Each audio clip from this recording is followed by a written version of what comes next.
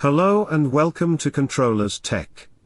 This is the fifth video in the STM32 USB series, and just like the previous videos, we will continue using the STM32 in device mode. In the previous video, we saw how to use the USB Mass Storage class, where an SD card connected to the STM32 was recognized as an external drive by the computer.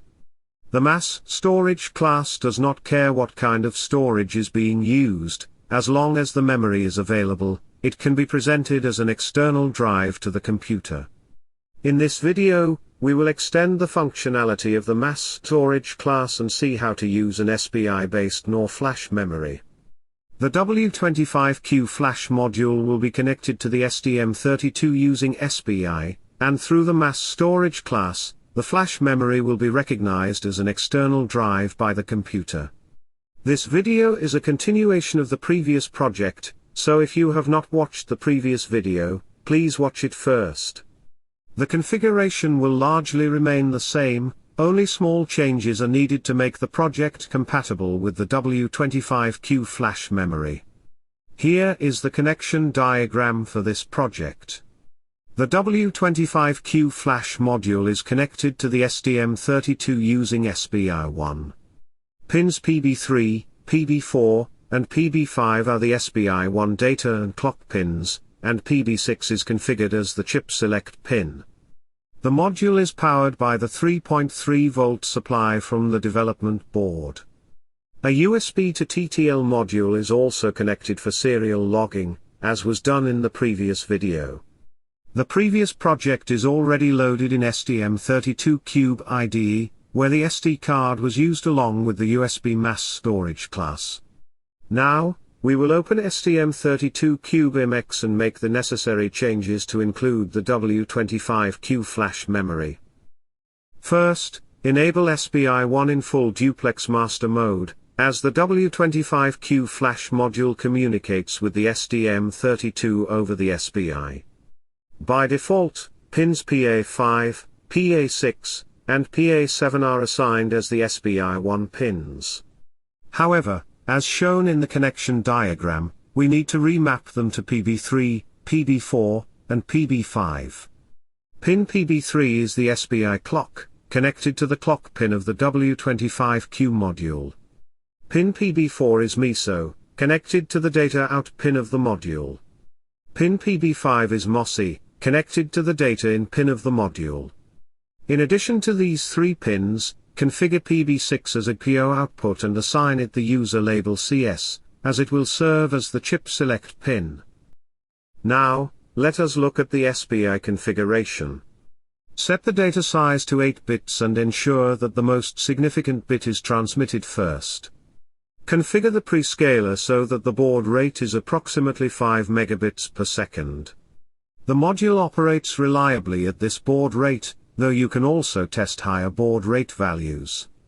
If communication issues arise, reduce the baud rate accordingly.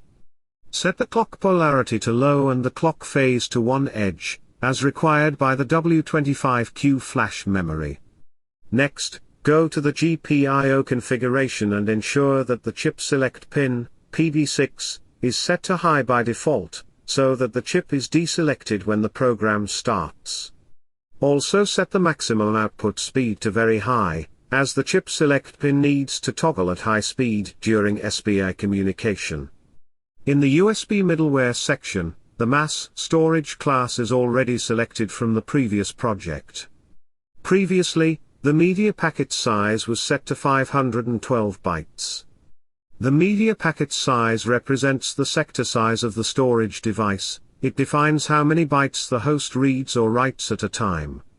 While 512 bytes still works, the W25Q Flash memory has a native sector size of 4 kilobytes. Therefore I am setting the media packet size to 4096 bytes, so the host reads or writes exactly one sector at a time, and only a single erase operation is needed per write cycle. This simplifies communication in both directions. Once this change is made, click Generate Code to generate the updated project. Alright, the project has been generated, so now we will include the W25Q library files in the project. Copy the source file into the source directory and the header file into the include directory. You can get these files after downloading the project from the article linked in the description of this video. The header file defines the page size and sector size, which remain consistent across all W25Q chips, so no changes are needed there. The source file, however, contains a few definitions that may need to be adjusted based on your setup. The first is the chip size in megabits. For example, I am using W25Q16JV, which is 16 megabits in size, so the value is defined as 16. If you are using a different chip, define its size in megabits accordingly, as the rest of the code depends on this value. Additionally, if you are using SPI instance other than SPI1, make sure to update that definition as well. This library file contains 4 major functions. The read ID function returns the identification code of the flash module. The erase sector function erases the requested sector. The read bytes function reads data from the memory, and the write bytes function writes data into it. These 4 functions will be used throughout this project. Before writing any code into the USB Mass Storage class, we need to verify that the W25Q module is responding correctly. Include the W25Q header file in the main file, and then we will perform a quick read and write test inside the main function. Here I am defining 2 buffers of 256 bytes each, one for transmit, and one for receive. The 256 byte size is chosen because the W25Q flash memory can only write one page at a time. Attempting to write more than 256 bytes in a single operation will cause the data to wrap around, and overwrite from the beginning of the same page. This is standard behavior of the W25Q flash memory. For the test, we will store some data in the transmit buffer. Then, call the read ID function to read the ID, and print the returned ID to the serial console. Next, erase sector 0 using the erase sector function, and write the TX buffer data to the flash memory starting from address 0. Then read the data back from address 0 into the receive buffer using the read bytes function. Finally, compare the transmit and receive buffers. If they match, the test has passed, confirming that the read and write operations are functioning correctly. Let's build the project now. There are no errors, so let's flash it to the board. There is no output on the serial console. This is because the SDIO initialization function is failing. Since the SD card is not connected, the program enters the error handler. That function will be removed from the final code. For now, I am commenting it out, and flashing the project again. The serial console now shows the ID of the W25Q flash module, and the test passed message is printed. Since the W25Q16JV is a 16 megabit module, the returned ID is 4016. This confirms that read and write operations are working correctly using these functions, and they can now be used within the USB Mass Storage class implementation. Open the USB device storage if.c file, and modify it to implement the W25Q flash module. At the top of the file, include the W25Q header file. Then comment out the SD handle definition that was added in the previous project, as it is no longer needed. Now start with the initialization function. The W25Q flash module does not require any explicit initialization, it is ready to communicate over SPI as soon as the microcontroller starts. So this function will simply return USB OK. Next is the get capacity function. The W25Q16JV is a 16 megabit module, which equals 2 megabytes in size. Since the W25Q flash memory has a native sector size of 4 kilobytes, and we configured the media packet size to match this, each block is 4096 bytes. Dividing the total size of 2 MB by 4096 gives a total block count of 512. Comment out the SD card related code and manually define the block count and block size. Set the block count to 511, the value passed must be 1 less than the actual total, as required by the USB Mass Storage class, and set the block size to 4096 bytes. Next is the isReady function. No special handling is needed here. Simply comment out the SD card related code and return USB OK, indicating that the storage is always ready. The same applies to the isWrite protected function. Since we want full read and write access to the flash module, the storage is not write protected.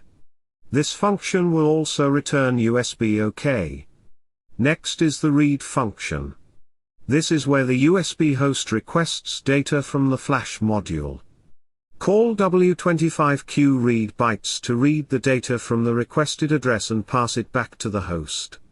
The block address provided by the host is a logical block number, so it must first be converted to a physical byte address by multiplying it by 4096.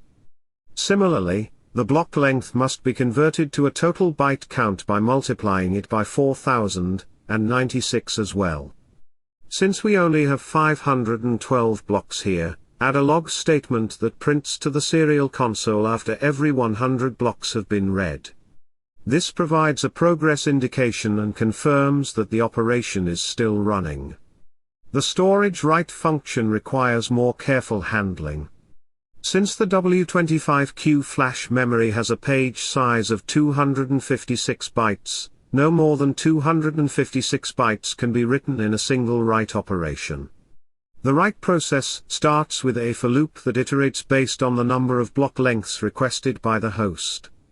Although the host typically requests one block at a time, the loop ensures correct behavior in cases where multiple blocks are requested simultaneously. Inside the loop, first erase the target sector using W25Q erase sector. This is mandatory because flash memory cannot overwrite existing data without erasing it first. Then write the data for that entire sector, 256 bytes at a time, advancing the byte address by 256 after each write operation. This ensures that each write stays within a single page boundary, and the data is written correctly across all pages in the sector.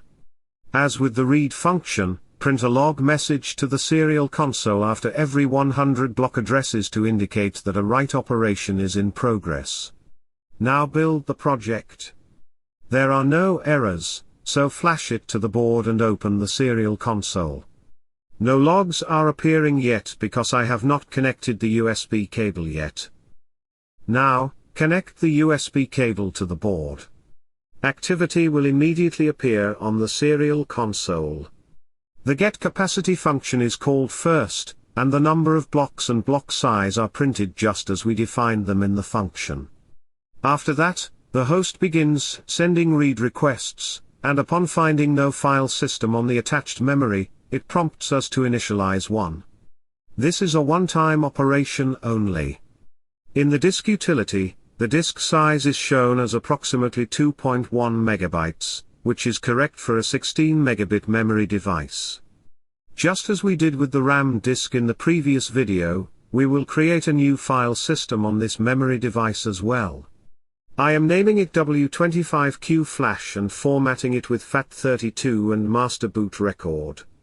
The formatting process has begun, and you can see the write operations on the serial console.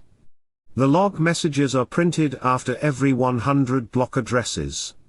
Since the total block count is set to 512, the block addresses will go up to 500 during this process. Once formatting is complete, the W25Q Flash drive appears as a new device. It shows a size of approximately 2 megabytes. Here you can see it is visible in the File Explorer as an external drive. Now, let's copy these 3 files from the desktop into this new external drive. All 3 files are copied successfully. To test data retention across reconnection, I am going to remove the USB cable from the STM32 board. The drive is ejected from the computer, and note that the STM32 remains powered through the SD link. When the USB cable is reconnected, the get capacity function print the block number and size, followed by some read requests on the serial console, and the drive reappears in the File Explorer with all 3 files still intact. Now, let's test what happens if the device is completely cut from the power supply. I am going to copy a different file this time. I will compress the current project folder without including the debug folder, so as to keep the file size around 1 MB. Now let's copy this file into the W25Q Flash drive. You can see the write operation taking place on the serial console. The copy is successful. Now I am going to remove the USB cable, and also disconnect the SD link, so the board and the flash module are completely without power. Now, I am connecting only the USB cable. The board powers on through USB, and the flash module powers on with it. Here you can see the drive appears in the File Explorer, and the previously copied file is still present. This confirms that, unlike RAM, flash memory is non-volatile and retains its contents even after a complete loss of power. This is the fundamental purpose of flash memory. That is it for the video. I hope you understood how to use the W25Q Flash module with the STM32 USB Mass Storage class, allowing the computer to recognize it as an external drive. In the next video, we will look at USB composite device, where USB CDC will be implemented alongside either the HID or the mass storage class, allowing both functions to operate simultaneously over a single USB connection. You can download the project from the article linked in the description of the video. Leave comments if you have any doubt or suggestion. Keep watching, and have a nice day.